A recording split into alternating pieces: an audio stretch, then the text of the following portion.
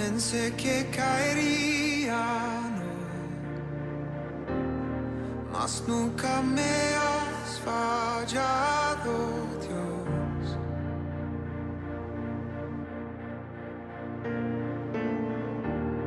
La espera terminará.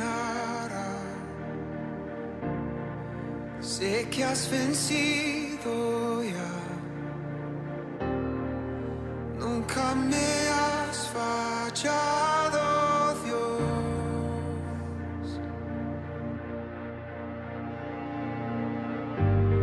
En ti confiaré, tu promesa sigue en pie.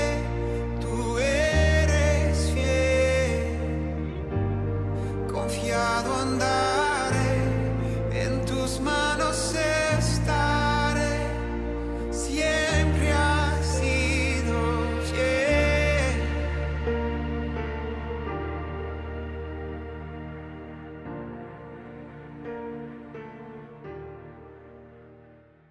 Dios te bendiga. Es para mí un gozo poder saludarte otra vez. Deseo que la gracia de Dios y la paz del Señor estén contigo, con tu casa, con toda la familia, y que el Señor los esté guardando por el poder que hay en su nombre, el nombre poderoso de nuestro Señor Jesucristo. Vamos a leer la palabra de Dios. Vamos al libro de Joel y vamos a mirar varios pasajes. Lo vamos a hacer intermitentemente a través del mensaje.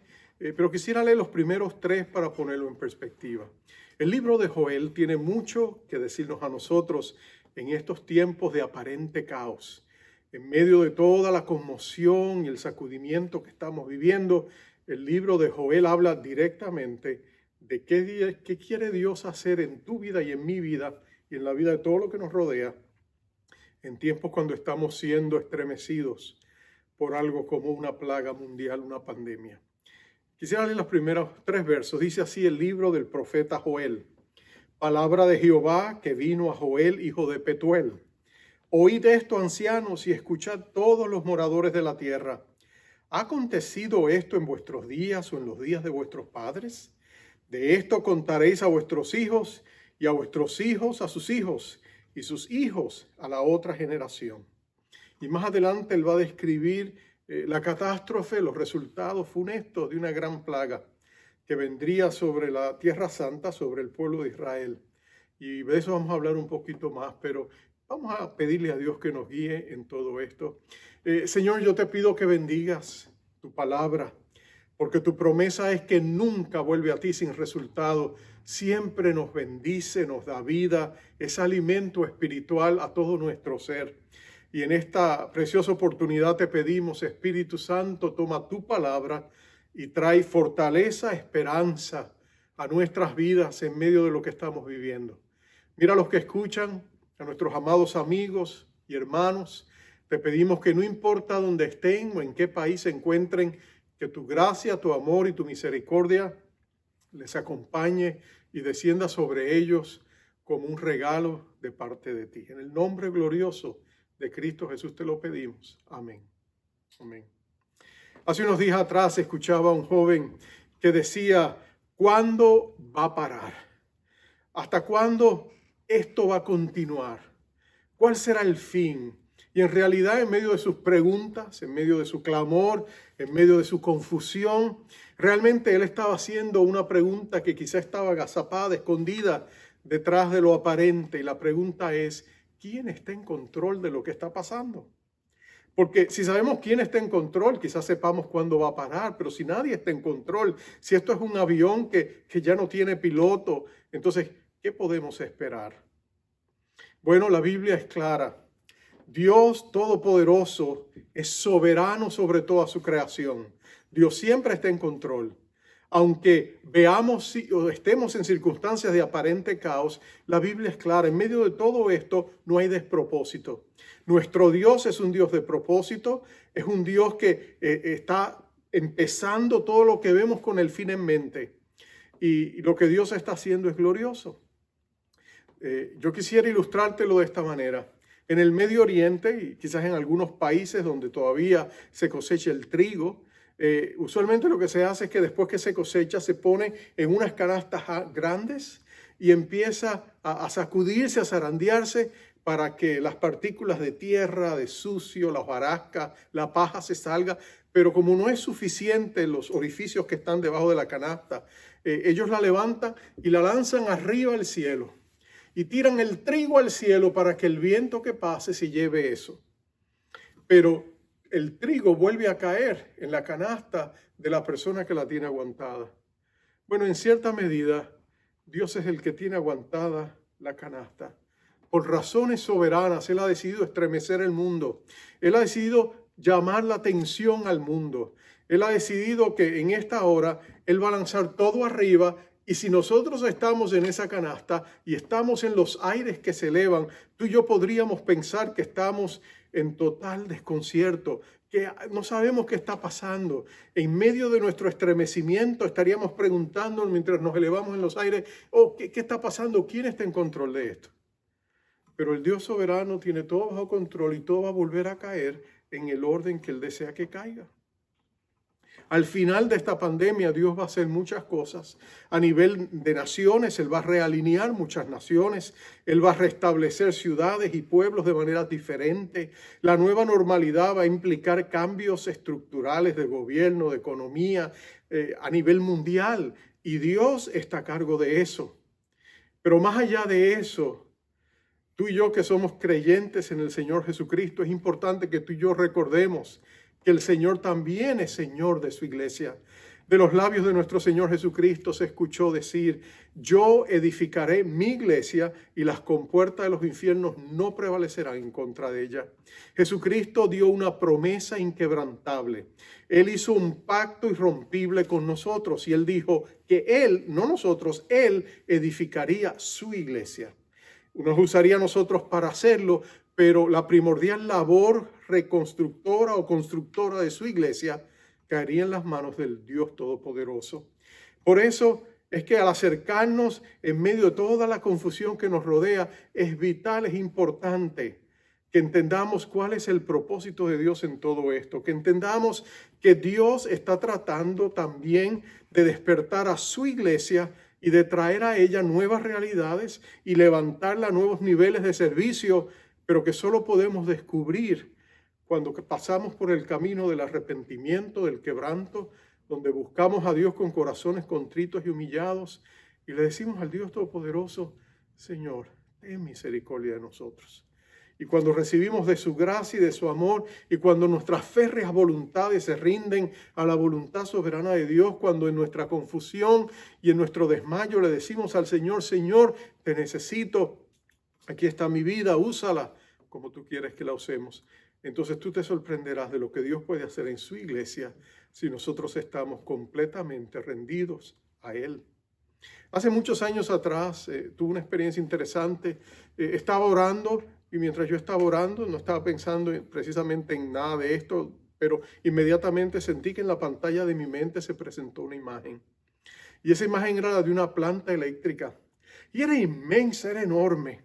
Pero lo que más me llamó la atención es que además de su tamaño, brillaba, tenía un esplendor que no es característico de las plantas de energía. Ellas están allá y pueden tener todo el poder del mundo, pero usualmente no lo demuestran, no lo manifiestan de la manera que ésta lo manifestaba.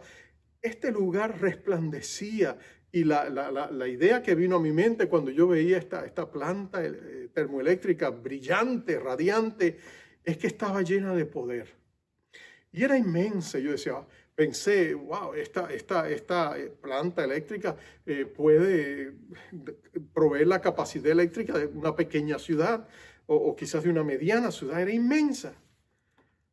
Pero más allá, cuando quité mi mirada por un instante de esta planta deslumbrante y miré un poco hacia atrás en el atardecer de ese día, podía percibir un poco a la distancia, en unas hondonadas de valles y de colinas que se levantaban, un sinnúmero de residencias, de casas, de edificios de apartamento, casas que estaban muy bien construidas, modernas. Pero cuando yo miré detenidamente y las miré más de cerca a la distancia, me di cuenta de que todas ellas estaban alumbradas por velas y lámparas de aceite.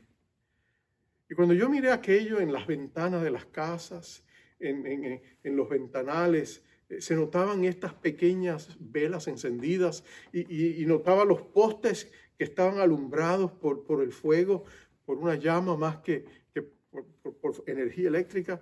Inmediatamente vino a mí la pregunta, pero Señor, con una planta tan inmensa, con una planta tan radiante, tan poderosa, tan llena de luz, ¿cómo es posible que estas casas estén alumbradas con velas y con lámparas de aceite?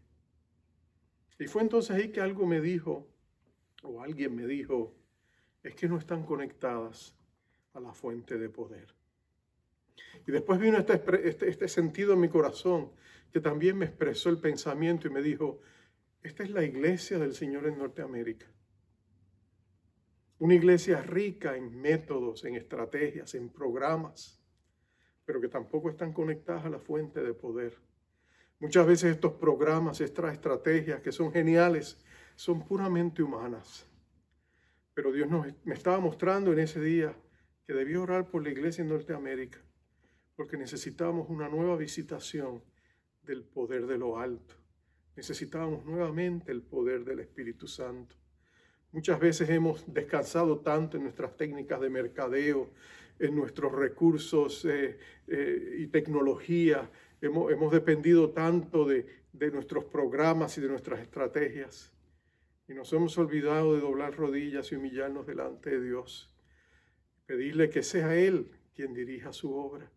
Hemos copiado modelos muchas veces de negocios, de organizaciones. Hemos robado en cierta medida, despojado a los egipcios de los grandes modelos administrativos, empresariales, y los hemos traído a la iglesia y hemos levantado mega iglesias. Pero ¿dónde está la presencia manifiesta? ¿Dónde está la búsqueda hambrienta y sedienta de Dios? ¿Dónde está el deseo de nuestros corazones de llenar la sed profunda que llevamos en nosotros? Y toda esta pandemia, toda esta crisis, todo este caos aparente, es Dios llamando a su iglesia para que vengamos a Él. Mira lo que había pasado en la época del profeta Joel. El libro de Joel es uno de esos libros donde no se sabe con exactitud, porque no hay una referencia histórica que la ate a los eventos que se describen aquí. Entonces, no hay certeza exacta de cuándo fue escrito, pero la mayoría de los historiadores y eruditos bíblicos coinciden que fue escrito posiblemente 800 años antes de la venida de Cristo. Algunos opinan directamente por los eventos que aquí se relatan que posiblemente sucedió en el 835 antes de Jesucristo. En ese tiempo Israel estaba sin rey. El rey Ocosías había muerto en una batalla. Y su madre, Atalía, usurpó el trono, hizo matar a todos sus nietos, los hijos de su hijo, para ella quedarse con el trono. Atalía es una de esas mujeres que aparecen en la Biblia, una mujer sumamente ambiciosa. Y cuando tú ves su abolengo familiar, entiendes quizás por qué. Ella era hija del rey Acab y de Jezabel, una de las mujeres más diabólicas que la Biblia presenta. Tanto Acab como a Jezabel eran diabólicos. Ellos llevaron al pueblo de Israel al borde de un gran precipicio espiritual. Pero Dios los había rescatado, los había sacado a ellos del drama. Pero esta hija había sobrevivido. Y cuando su esposo murió y su hijo ocupó el trono, y eventualmente él muere en esta batalla y ella ocupa el trono. Y por 6 años ella desata una ola de terror espiritual en la nación de Israel. Se dedica a la idolatría, a todo tipo de sacrificios que no estaban prescritos en la palabra de Dios. Para cortarte la historia, ahí Dios envía una plaga en su 6º año. Envía esta plaga descrita por Joel. Es una plaga de langostas o de insectos. La Biblia llama estas langostas, no son las langostas de mar que son tan suculentas para comer. Son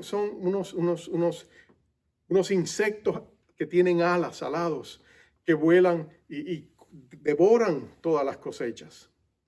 Es interesante que en el 1915, en la misma tierra de lo que es hoy Israel, Tierra Santa y Siria, vino una plaga de estas langostas que era tan inmensa y tan grande que parecía una nube negra que cubrió el mismo sol tapó el mismo sol, eran miles, millones y millones de ellos.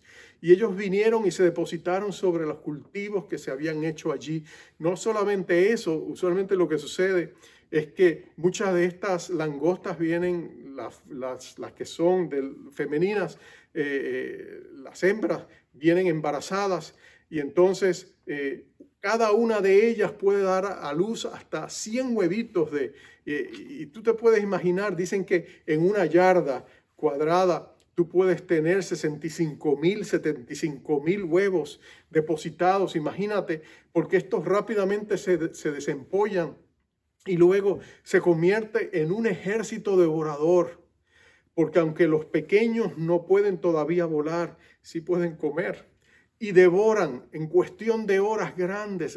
Dice que en cuestión de un día ellos avanzan 400, 600 pies en los vastos campos de cultivo, devorando absolutamente todo.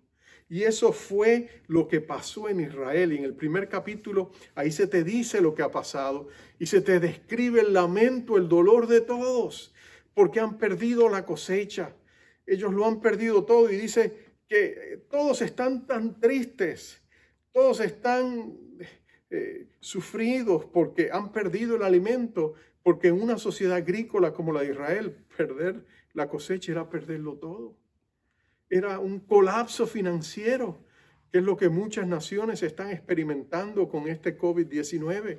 Estados Unidos está luchando porque teme un colapso económico también, con resultados funestos para toda la economía de Estados Unidos.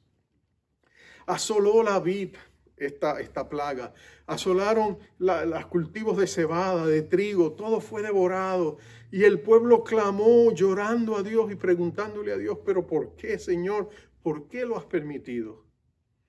Y Dios les contesta y le convoca a que levanten ayuno y oración y busquen el rostro de Dios y se arrepientan para que tengan una oportunidad. No solamente eso, si tú sigues leyendo el capítulo, más adelante les va a decir, todavía viene algo peor si no se arrepienten. Él habla de una invasión, el capítulo 2, de una invasión que va a venir y va a ser no de insectos, sino de soldados enemigos. Y él llama al pueblo a arrepentirse. Él le dice, por favor, cambien sus caminos. Y es interesante que el llamado de Dios es para que el pueblo despierte. En el capítulo 2, esto se hace tan claro, porque en el verso 12 al 14 dice, por eso pues ahora dice Jehová, convertíos, quiere decir arrepentíos, cambien su caminar, cambien su sendero, el camino que llevan, convertíos a mí con todo vuestro corazón, con ayuno y lloro y lamento. Rasgad vuestro corazón y no vuestros vestidos, y convertíos a Jehová vuestro Dios, porque misericordioso es y clemente, tardo para la ira y grande en misericordia, y que se duele del castigo. ¿Quién sabe si volverá y se arrepentirá y dejará bendición tras de él? Esto es ofrenda y libación para Jehová vuestro Dios. Tocad trompeta en Sión, dice el 15, proclamad ayuno, convocad asamblea, reunir al pueblo, santificad a la reunión, juntad a los ancianos, congregad a los niños y a los que maman, salga de su cámara el novio y de su tálamo la novia. En otras palabras, Dios invita a todos a clamar a Dios. Y Él les dice, digan, perdona, oh Jehová, el verso 17, a tu pueblo y no entregues al oprobio tu heredad. En otras palabras, Dios llama a su iglesia al arrepentimiento. Dios nos llama a volver nuestro corazón a Dios, a pesar nuestros caminos y a buscar su rostro, porque Él ha dicho, si nosotros buscamos el rostro de Dios, Dios será amplio en perdonar, Dios derramará su misericordia, Dios derramará su gracia. Y en ese momento, Dios le hace una gran promesa a su pueblo. Él le dice el verso 18 que si ellos se arrepentían, si ellos pedían perdón, si ellos buscaban a Dios, dice, y Jehová solícito por su tierra, perdonará a su pueblo. Y luego Él dice que Él traería bendición, que no solamente Él volvería a darles grandes cultivos y grandes bendiciones, Él dice más adelante que Él restituiría. En el verso 25, os restituiré los años que comió la oruga, el saltón, el revoltón y la langosta, mi gran ejército que envié contra vosotros. Comeréis hasta saciaros y alabaréis el nombre de Jehová, vuestro Dios, el cual hizo maravillas con vosotros, y nunca jamás será mi pueblo avergonzado. Mira la gran bendición que Dios nos promete. Dios promete una gran cosecha. Tras un gran arrepentimiento, una gran cosecha. Es interesante que en estos días donde tantos de nosotros hemos estado doblando rodillas y buscando el rostro de Dios, la Biblia dice que Dios no hace nada sin dejarle saber a los intercesores, a los profetas, lo que Él piensa hacer. En Juan 16:13 dice el Señor que el Espíritu Santo nos dejaría saber las cosas que están por venir. En otras palabras, Dios siempre nos habla y pone en nuestros corazones, en cierta medida, lo que Él va a hacer y lo que quiere hacer. Y el deseo más grande del corazón de Dios es que muchas almas vengan a los caminos de Cristo. Pero tú sabes cómo es cuando el sol de la prosperidad brilla sobre nosotros. Lo estamos disfrutando tanto que no pensamos en buscar a Dios. Es solamente cuando conocemos el quebranto, la tristeza, el dolor. Es cuando de pronto estamos en medio de una crisis donde no hay otros recursos humanos que de pronto nos acordamos de Dios como si fuera la quinta llanta del auto, del coche, del carro. Y ahí es donde decimos, Señor, te necesitamos. Y tú pensarías que Dios nos miraría y nos diría, hipócrita, ahora me buscas cuando me necesitas. Pero nota que ese no es el corazón de Dios. Dios es grande en misericordia. De hecho, todo lo que estamos viviendo, en cierta medida, es una bendición disfrazada para que nosotros busquemos del Todopoderoso Dios y nos acerquemos a su trono de misericordia y gracia, para entonces Él bendecirnos y darnos dirección. Tú sabes que escritores a través de los siglos, algunos de mis escritores favoritos fueron hombres y mujeres de Dios que vivieron en el siglo XIX hacia el siglo XX, realmente el siglo XIX. Hombres de fe como el fundador de la Alianza, A.B. Simpson, Alberto Benjamin Simpson, otros predicadores como Carlos Spurgeon, que se conocía como el príncipe de los predicadores en Inglaterra. Yo todavía leo sus comentarios porque me bendicen tanto. Hombres como Hudson Taylor, que fue un misionero que empezó la obra misionera más impactante en China y que hoy día cosechamos una iglesia con más de 150 millones de miembros por las semillas que plantó él y sus misioneros cuando estaban allí. Pero tú lees los escritos de todos ellos y todos apuntalan a lo mismo. Y podría darte una lista todavía más grande de otros predicadores que hablaron, no solamente contemporáneos nuestros, sino de estos grandes hombres de Dios del pasado, Jorge Mueller y otros. Pero todos señalaban lo mismo. Ellos decían, todavía el avivamiento más grande de toda la historia está por venir. Todavía viene un avivamiento, un despertamiento espiritual que va a traer millones y millones de almas a los pies de Cristo. Todos escribieron eso. Todos hablaron de eso. Vienen días gloriosos. Muchos como Simpson, Spurgeon y otros, George Mueller, decían, y no solamente eso, Israel va a ser puesto otra vez en el mapa. Dios va a levantar a su nación. Y muchos decían, eso es imposible, Israel jamás se levantará. Pero en 1948 el entonces presidente Truman usó su influencia. Y hoy día hay una nación de Israel gracias a Truman y la labor de las Naciones Unidas. Allí está Israel en medio de sus enemigos, por decirlo así. Las profecías bíblicas se han estado cumpliendo, pero todos apuntalan hacia ese gran avivamiento que todavía la iglesia espera y que todavía nosotros anhelamos y añoramos. Es interesante, y si tú eres parte de nuestra congregación, puedes testificar de esto, que desde antes de que esto comenzara, nosotros estábamos hablando y estábamos predicando y estábamos diciendo, preparémonos para un gran avivamiento. Es la hora de Dios, es el momento del Señor. Pero no vienen grandes avivamientos sin tener primero crisis que preparen el ambiente espiritual y abran los corazones empedrados de prejuicios y de dureza espiritual. No viene un avivamiento a menos que nosotros clamemos como iglesia y lo pidamos. Nosotros podemos perder la cosecha como la perdió Israel si nosotros no le pedimos al Señor que tenga misericordia de nosotros. Tengo un amigo, y con esto voy terminando. Su nombre es Steven Sundila. Él es un pastor de la India. Nos vemos usualmente todos los años en una conferencia. Hemos aprendido a orar, a llorar juntos, y él es un hombre fascinante. Él sirve líder en una denominación en la India que tiene más de 85,000 iglesias. ¿Te imaginas eso? Y este hombre de Dios, la última vez que estuvimos juntos de rodillas orando, él me decía: Osvaldo, Dios me ha mostrado que en los próximos meses, años, en el futuro inmediato, Dios quiere traer 1 millar de millones de almas a los pies de Cristo. En inglés se le llamarían 1 billón, 1,000 millones. Y él decía: Dios me ha mostrado que tengo que orar por eso. Y todos los días Steven Sundila se levanta a las 4 de la mañana para orar por unas horas por este gran avivamiento. Y yo le dije: Steven, tocó tanto mi corazón que yo le dije: Steven, ¿sabes qué? Yo voy a acompañarte en esa petición. Y desde entonces le hemos estado diciendo al Señor: Señor, tú sabes todas las cosas. Danos un millar de millones de almas. Y sabe, es la convicción de mi corazón de que Dios lo va a hacer.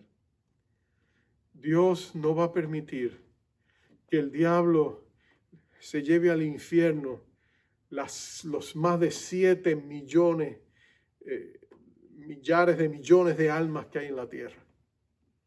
Es mi convicción que Dios va a levantar a su iglesia y la va a empoderar, y miles de almas van a venir a Cristo, millones de almas van a venir a Cristo alrededor del mundo entero. Y Dios va a levantar una nueva generación de hombres y mujeres que están llenas de Dios, llenas de su poder, llenos de su gloria. Y Él va a sacudir y estremecer las compuertas de los infiernos. Y va a demostrar al mundo y al diablo que Dios siempre es el máximo ganador. Por eso yo te digo, esta es tu hora en el reino de Dios. Este es el momento en que Dios quiere levantarte, fortalecerte, empoderarte y prepararte para que tú busques su rostro como nunca antes lo habías buscado. Algunos de nosotros hemos tenido experiencias en medio de esta pandemia. Hemos sido sanados, hemos sido levantados, hemos visto la mano de Dios, hemos recibido milagros, hemos sido quebrantados también cuando la respuesta no ha sido la que deseábamos y esperábamos. Pero en medio de todo esto, Dios está sacudiendo a la iglesia, levantándola a los cielos, igual que al mundo, pero sus manos seguras la están esperando, y cuando la iglesia caiga otra vez donde tiene que caer, Dios va a empoderar su iglesia y vamos a ver la gloria de Dios.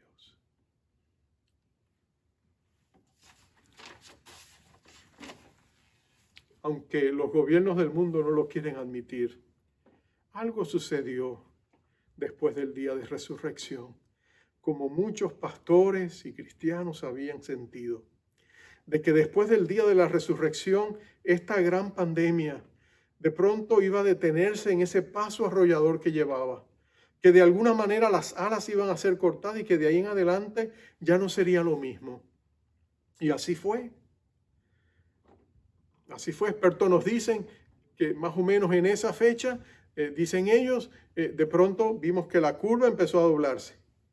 El 21 de mayo, este próximo jueves, será el día de la Ascensión, donde nosotros conmemoramos el día que Jesús subió a los cielos, pero antes de hacerle le dijo a la iglesia: toda autoridad me ha sido dada en los cielos y en la tierra, por lo tanto, id y haced discípulos de gente de todas las naciones, bautizándolos en el nombre del Padre, del Hijo y del Espíritu Santo, y enseñándoles a guardar todas las cosas que yo os he dicho. Y aquí estaré con vosotros todos los días hasta el fin del mundo, dijo Jesús. Pero 10 días más tarde, en el aposento alto, cuando la iglesia estaba congregada, el Espíritu Santo descendió sobre su iglesia y empoderó la iglesia para hacer precisamente esa labor que Cristo les había dicho. Es hora de buscar al Señor. Es hora de pedirle al Señor, empodera a tu iglesia, Señor, hazlo otra vez. Danos una fresca y nueva unción. No estamos buscando experiencias. Te estamos buscando a ti, Señor Jesucristo. Queremos caminar contigo. Queremos descubrir la riqueza de qué somos nosotros en ti y todo lo que tú has hecho por nosotros. Queremos dejarle saber a aquellos que te necesitan que tú sigues siendo el mismo, el todopoderoso Dios, el mismo de ayer, hoy y por los siglos, que tú estás sentado en tu trono y que tú nos amas con un amor que no se puede describir en palabras. Solo se trata de compartir el amor de Dios en el poder del Espíritu Santo. Por eso yo te invito a ti que escuchas. En los próximos días podríamos unirnos a buscar al Señor en la privacidad de nuestros hogares, en nuestros aposentos altos, en nuestros cuartos de guerra, como le llaman algunos.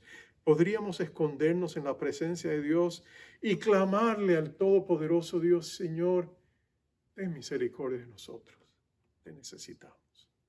Ven sobre tu iglesia con poder y llena tu iglesia de tu presencia, de tu gracia, de tu amor, de tu poder, para cumplir esta gran comisión que tú has dado a tu iglesia.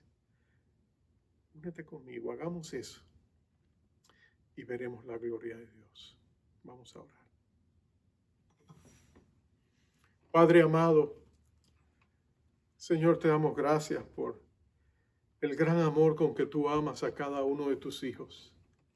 Tú eres el gran pastor que conoce a cada una de tus ovejas por nombre, Señor Jesús. Tu palabra dice que tú las llamas por nombre y nunca las dejas solas. Por eso, Padre, en esta hora te pedimos, prepara nuestro corazón. Señor, no te pedimos un gran avivamiento para que tú exaltes a nadie, para que tú exaltes grandes predicadores o exaltes nuestras vidas o nada semejante. Te pedimos un gran avivamiento porque tu iglesia lo necesita.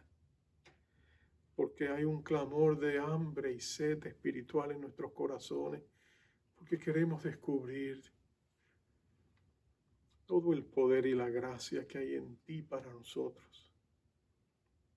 Por eso, Padre, escucha nuestro clamor. Clama a mí, tú nos dices en tu palabra, y yo te responderé y te enseñaré cosas grandes y ocultas que tú no has conocido. Clamamos a ti, Señor. Ven otra vez. Tú que moras en el corazón de tu pueblo, ven con poder de lo alto. Y llena tu iglesia del poder de tu Espíritu, Señor. Y permite que podamos cumplir la gran tarea que está puesta delante de nosotros. No en nuestros limitados recursos humanos, sino en el poder sobrenatural de tu Espíritu Santo. Y cuando hayamos hecho la labor y tú uses nuestras vidas más allá de lo que nosotros podemos imaginar, que toda la gloria y la alabanza, la honra y el poder sean puestas a tus pies, soberano Señor, para que el nombre de Cristo sea engrandecido, para que toda lengua confiese que Cristo es el Señor y toda rodilla se doble ante su soberanía y su majestad. Te pedimos esto en tu glorioso y bendito nombre, Señor Jesús. Amén. Dios te bendiga.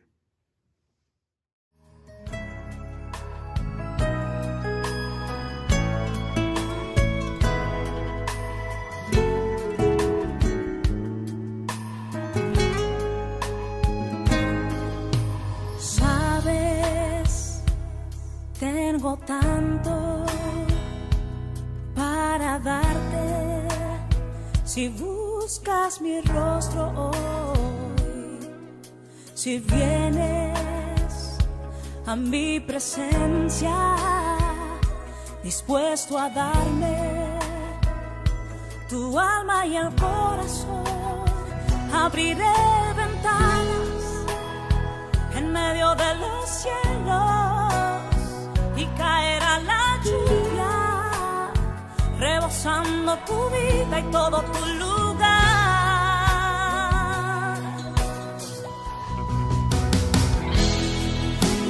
Clama a mí, que yo te responderé. Te